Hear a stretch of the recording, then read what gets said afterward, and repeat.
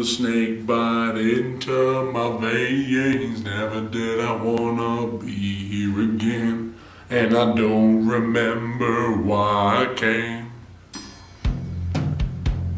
Matt! Godsmack? I can explain. David, come on. It was a karaoke music video, the $1 million cash prize. $1 million. I assume so. Matt, I don't want to be the one to tell you this, but you deserve to know. You can't sing. I know. Look, I know it's hard to understand, but some people are born with the gift and some people aren't, and you aren't. I know. And the internet is a cruel, cruel place. I know. And I just don't want to see you be made fun of. So how about we drop this childish little singing contest or whatever and do something with respect and something that deserves the time put into it, like ShitFlix. Okay. Just count.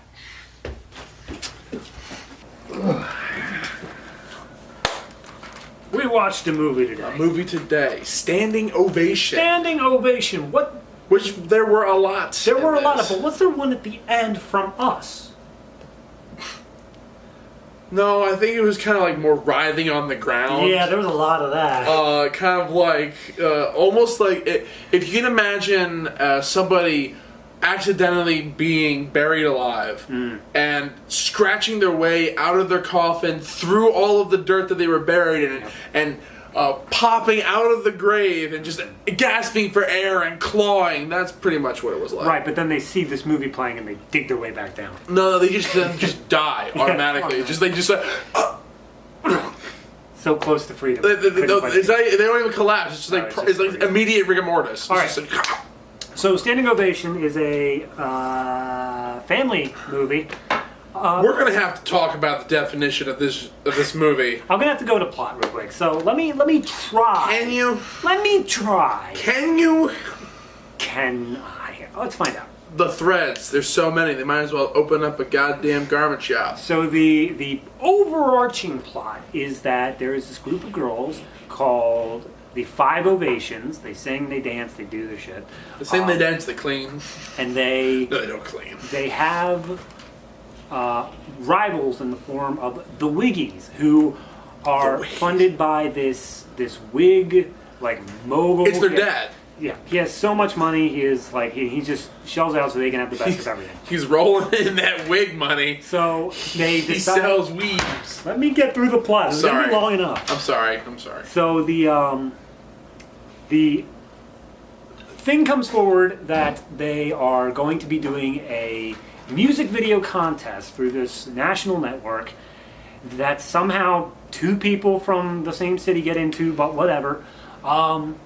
They have a national network and they're doing a music video contest, and so they're like, well, let's do it. And first prize is $1 million. Because Yeah, they'll just give that away. And I'm pretty sure it's exclusively for young people too. It's like kids. yeah, they lied about their age. Yeah. So let me see if I can remember the direct thing here.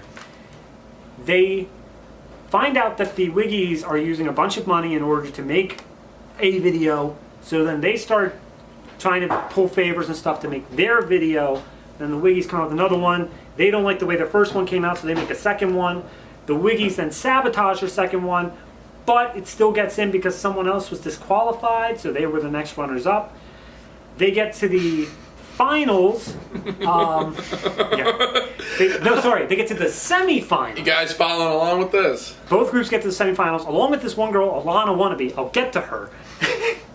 And they both make it through. Alana does not. Then they go to the finals in New York, which is actually a performance, has nothing to do with music video at all. Yeah. And they end up winning the $1 million. That's not It. There was another subplot where the main girl that we follow for most of the movie, Brittany, her father left after being a scumbag and a criminal for a while, raised by her grandfather with her brother.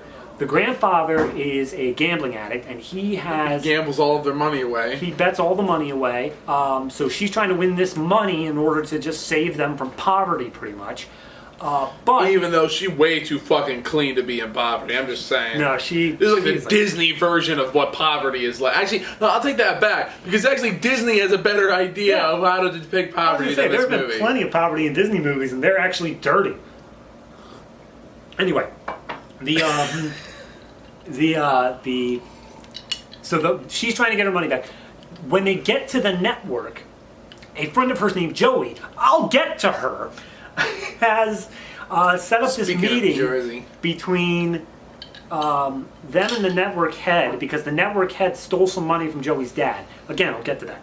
But as it turns out, that the network head was actually Brittany's father, who ran out on them all those years ago. So then he tries to make amends by buying everything that Brittany could want. She's like, I wanted our family back, and I want my mom back. And he's just like, look, I can't do that, but I'll do anything I can for you. Movie end. Going back, there was a girl named Lana who just wants to dance with one of the groups, but none of them will let her in. She ends up... Because she's younger. Like, way younger. And tone deaf. So she ends up making her own music video to try to get into the contest. It is surprisingly not tone deaf. She gets into the semifinals, but she's knocked out by the other two. So then they end up looking for the 5 Ovations end up looking for new background dancers for their final performance. And one of the dancers that they wanted to be like a main sort of thing was the cousin of Alana. So now Alana says that a condition of getting her is being in the 5 Ovations and performing with them on stage in the end. This and that. Going back, you have Joey, who is this one girl who just shows up at the beginning and sees how the Wiggies are like cheating and stuff, and like protects Brittany from having her money stolen, and she ends But up she's singing "God Bless America" on the pier. She's busking for money. It's so she says like, look, let me be your manager. I'll get you gigs and stuff. You just have to help me do my thing. And her thing is that her father had a bunch of money stolen from a safe by this one guy, and she's been slowly tracking down leads to find out who it is. She finds out that it's the network head of the network that's doing this performance, and also Brittany's dad. So she ends up getting the money back once the dad sees the error of his ways, and like he pays her back and invites them all to the party, and everybody's happy. Is there anything I'm forgetting? Not particularly. There's a side plot about one of the camera guys likes one of the girls in the band. Well, that's literally only so they can get into using their recording studio. So it's a great example of how people use others just to get what they want. The Wiggies are constantly like cheating and just trying to ruin like everybody else's chances. Do you know who they remind me of? The Delightful Children from Down the Lane. Yes, they are extremely close. They're all female. Guys, remember Kids Next Door? They are all like that.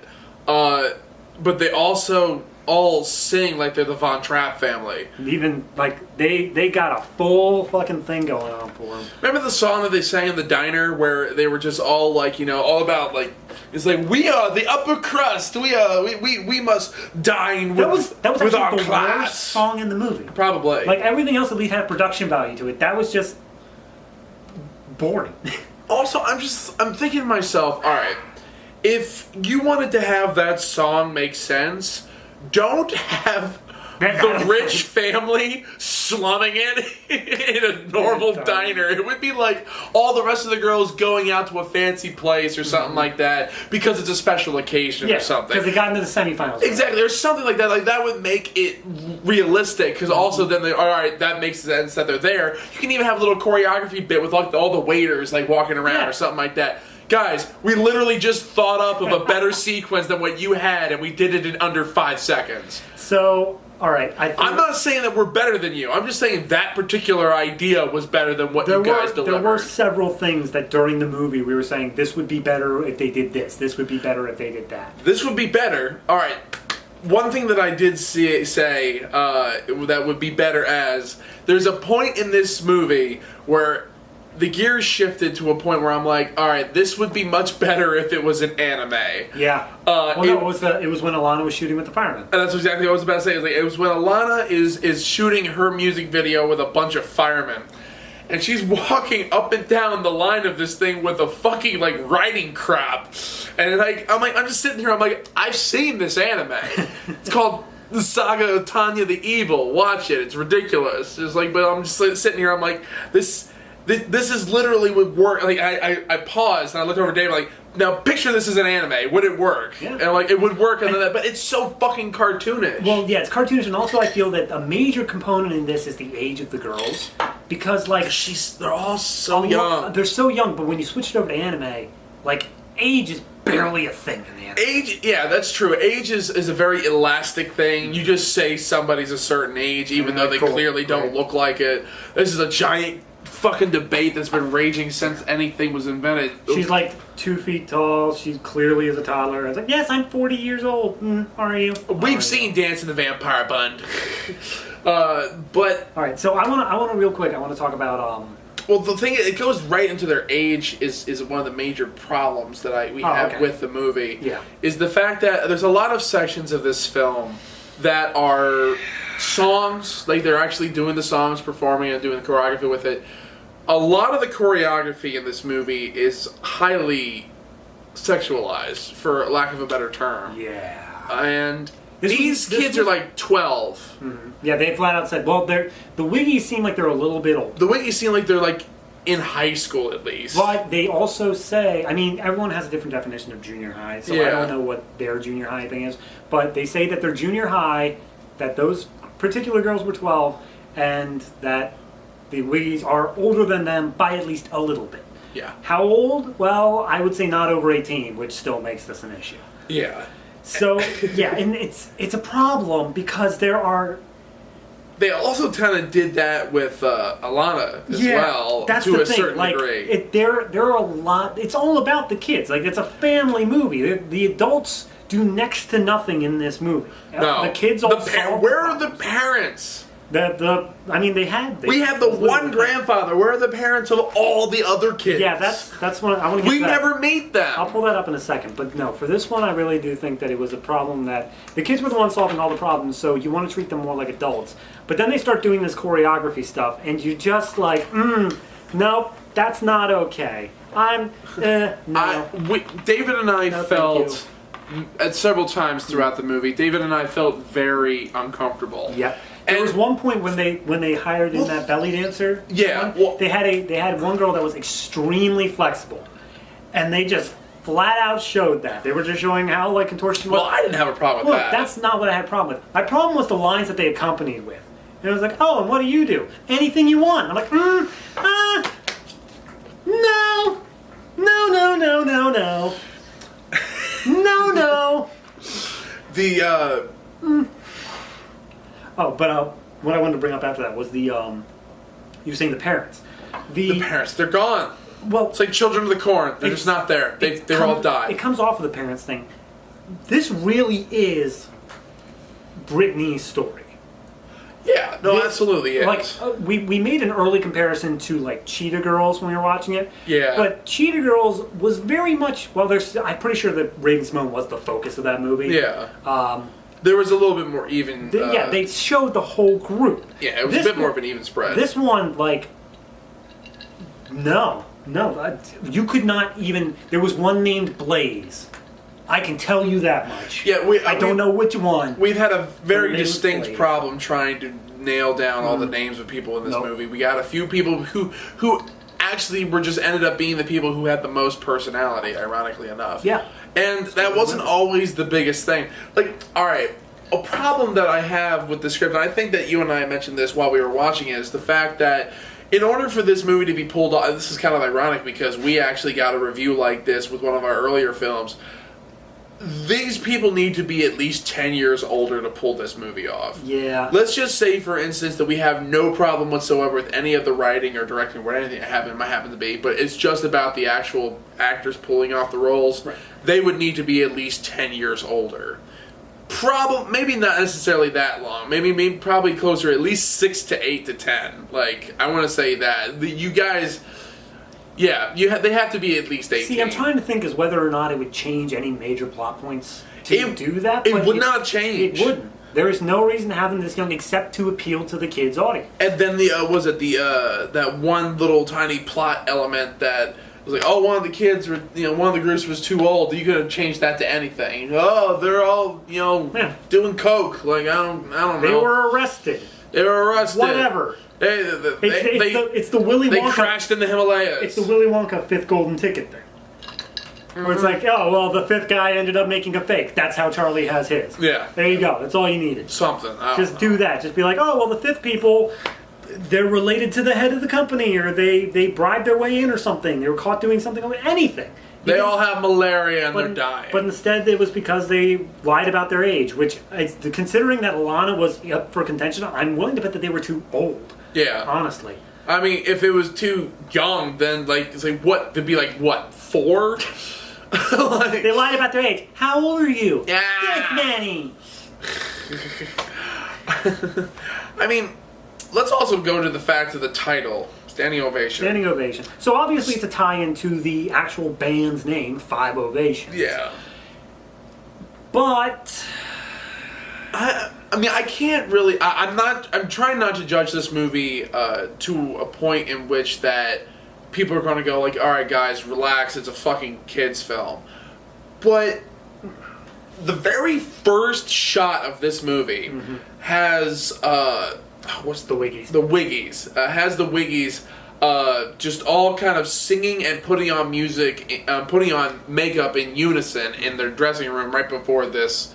The opening performance. Like talent show. I fucking thought that we were in a David Lynch movie for a second. Yeah. Because it's so out of place and it's so bizarre. And their dad is standing in the dressing room with them. No, he for the thing he does is that for the performance that goes on just before them, not the he sabotages He sabotages them by messing with the lighting system. Then he comes into the dressing room and he's just like, oh girls, it was nothing, just a little electrical problem. And he's like, so are you girls all ready to get out there? Remember, I'm not raising ladies, I'm raising superstars. It's like, dude, let's less Weinstein. I'll make baby here. a star. I'll make baby a star right now, huh? Let's take a little bit less Weinstein, put in a little bit more anything else. He looks heavy Harvey and another in thing, the first scene. Another thing that just kind of weirds me out about him is the fact that because he's a wig mogul, every single scene he has to be wearing a different wig. He has the wig. I don't know his name. He was a British music producer who went to jail, I think, for like murder or something like that. He was known for like having a big ass fro or something like that. But he's done music that both of you and I have listened to, but I can't think of his name off the top. And it was like Alan Spector or something like that. I think his name was. Either way, I'll see if I can look it up. But if it's here, it's here. But it literally was the exact same thing. So because I'm guessing that's what it was supposed to be referencing. Yeah. Because this was 2010. This was before anything involving this motherfucker came out. Yeah. Okay, I don't remember what exactly he went to jail for. It was something bad. What I wanna get to is the see. I don't want to say individual acting because there are like 50 people here. So instead, I want to break it down to the groups. It's a bit of an ensemble cast. So let's start with the individuals. Let's go with the individuals. Now that we're talking about the Harvey Weinstein stand-in, what did you think of Mr. Wig? Wiggy. I mean, all of these characters are fucking caricatures. Yeah. Like the one thing that we have said several times before on this show, and the one thing that we always keep looking out for when we're trying to find movies to do for this, is that we're trying not to be bored. There are plenty of bad movies out there just because they're dull. Yeah. And that's what we want to try to avoid because we don't have enough material to give you guys. But the thing is with this movie was running, like, it went from 0 to 100 really fast, and it kept that pace the whole movie. I was physically tired. It was like 20 minutes into the movie, not even 20 minutes into the movie, I tapped out. I don't want you to underestimate the number of musical numbers in this movie. Oh my god. It's gotta be like a constant onslaught. 8? More. 10? There were at least 5 from the main group. Yeah. There were at least 4 from the Wiggies. Yeah. Then there were all the different ones that were just thrown So let's throughout. just say there was at least 12 to 15 songs in here. It is ridiculous how just going they are with this stuff. We'd also like to point out probably at this moment that this movie was almost 2 hours long. An hour 40, an hour 50? Yeah, something along those lines. It was ridiculous. Like we paused it 20 minutes in, like when he tapped out, and I looked at how much. I looked at how much was left, and it still said like an hour 27. I was like, Matt, did we know how long this was when we clicked it? I don't think we did. I didn't think we paid attention to that. I think God. What kind of attracted us to this movie, or I should say, what attracted me to saying absolutely about this film, was the very weird procession of ratings. So it was. Let me go in order here. If you Google this, the order is Google users give it an 84%, or better yet, 84% of Google users like this. I believe is their official thing. No, the audience consensus is a 44. For Rotten Tomatoes, IMDb is a 3.4 out of 10. The Metacritic is a 22, and the critic consensus on Rotten Tomatoes is 6%. I mean, you remember our last episode, Playing It Cool, had a rating that we didn't quite understand with, and we didn't understand why the movie was so kind of panned. This movie, I don't understand why there's such a wide spread of opinion. I honestly think that for the Google users ones, it's more of a recognition. Like if you look at it or whatever, then it just says like, yeah, you probably like it. Or if like if it's good, because I mean it is a kids film. It might just be like, oh yeah, this was good for the kids. It shut them up for an hour. Yeah. So they clicked like or whatever, or they just kept it on a list, and that's enough for Google. It's like, yeah, good enough. Yeah, I don't know. Google has a weird way of doing it. Everything else though pretty much lined up with under 50. Yeah. So. But it's still, well, actually, was it the highest rating was, besides Google, audience. was Rotten audience Tomatoes. and Rotten Tomatoes. Okay. But it was still under 50. But, all right, so what I want to... I don't know. I can't really support this movie at all. No, no. For me, there's just a few things that I want to get through before we wrap up or get through or whatever. Yeah. There was a part... They filmed this thing in Jersey. Yeah. I go to New Jersey, Ocean City, New Jersey. Here we go. Almost every year for vacation. And there was one scene when they were filming, like, the music video, the one they submit. So it's shown twice in this movie. And it's places I've been. Places I've walked at. Places I've sat in. I recognized everything that they were doing in these music videos. And it tore my heart out. I was so upset that God, why does this movie have to be in a place I actually knew? That's like, it's one thing when they went to Times Square. Fine, whatever. Everyone's been to Times Square. That's like, you can't just say like, no, that's my place. There's a little place that I've never once seen. Everyone's always like Atlantic City or something like that. This is north of Atlantic City. No one goes here. And yet, there it is. Fuck. The other thing I just wanted to really mention was just, this has been a very haphazard review. But that is, at least from my opinion, because there are so many different problems with it. I don't even think you can call it problems. It's just intrinsic to what it is. By the time you like start pulling on one thread to try to fix it, the whole rest of it begins to just crumble. There's no way to repair this movie. It is totaled. And you need to start from scratch, really examine what you want to do. Because you can do a movie about them banding together as a team and winning the thing. You can do a thing about her finding her dad. You can do a thing about her helping her friend find the money or whatever. We could probably do a couple episodes on all the problems that are in this movie. But you can't do this all at once and not make it complex beyond a child's recognition. They're only so, like, we're all for, give the kids complex stuff to deal with. Because you don't need to automatically just dumb it down to like, A is for apple, B is for banana. Well, this Axe did that in the beginning. Yeah, it did actually. But you don't need to dumb it down that quick. But there is only so many threads that you can keep track of. When we're having problems, people who do this semi-professionally, this isn't a kid's film anymore. Professional. I do it because I'm a masochist. So, yeah, I mean, that's... Honestly, I'll just make this my final thoughts. I didn't like this movie, if that wasn't clear. I was uncomfortable for almost all the choreography.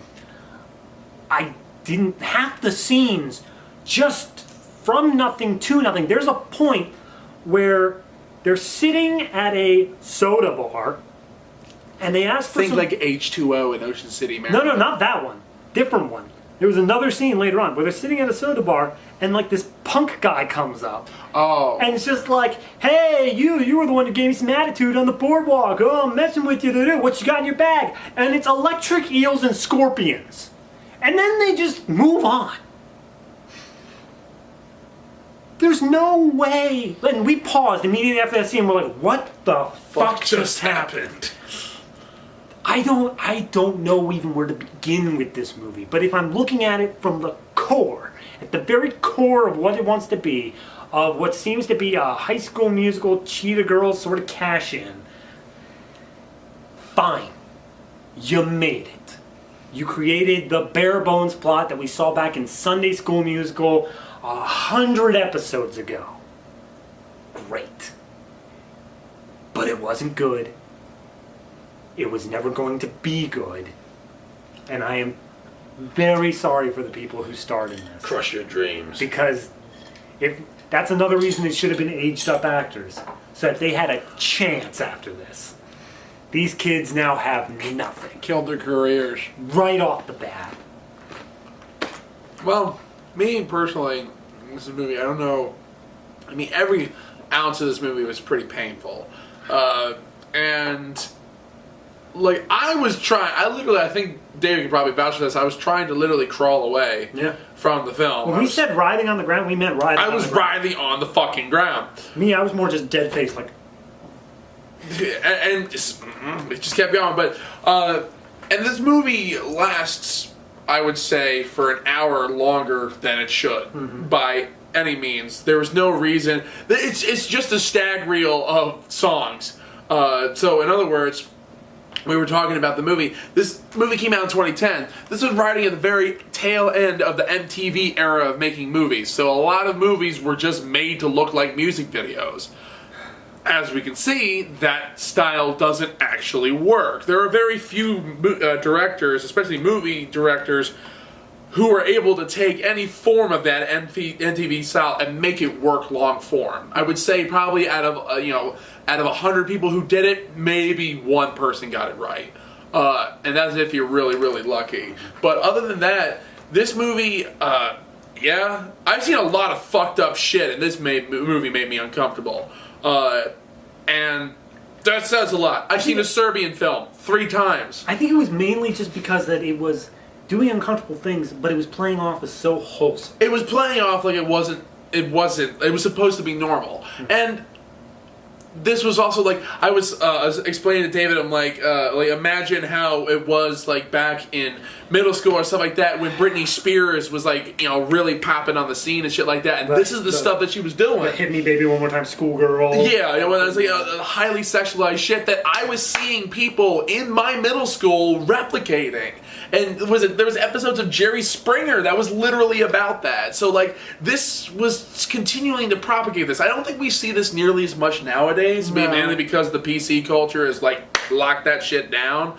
But at the same time, though, this should not have happened to the degree that it did in this movie. I think that it was actually a little repulsive, and actually there's some parts of it that were a little offensive.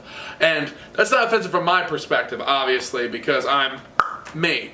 But at the same time, though, I can see how other people can come across as pretty offensive. Other than that, though, the movie is relatively forgettable. I can't remember more than a couple of characters, and except for the dad. The grandpa was Irish, and he had a gambling problem. He was the most interesting character to me, besides Joey. And even then, Joey was a piece of work, because all of these characters, none of them were real. None of them were actually Joey real. needed to be Danny DeVito. Joey needed to be anybody from The Sopranos. Yes. To be fair, wanted it to be Steve Buscemi. It should have been Steve Buscemi just walking around. I'll work with you kids. Steve Buscemi, but as a 12-year-old girl. Oh my god. The fellow kids thing where he's holding the skateboard and all that. Yeah. Just age it down even further and switch the genders. What's up, fellow kids? Yeah, but that's pretty much it. This movie, it was a wild ride. I will definitely give it that. But that is Standing Ovation. You know what, David? Thanks. For what? I was going to make a fool of myself, and you kind of pulled me back from the abyss there. I bet the first place, entry was amazing. No, I mean, maybe, but you shouldn't Like, Actually, you know, I'm kind of curious. no, you don't need to do the.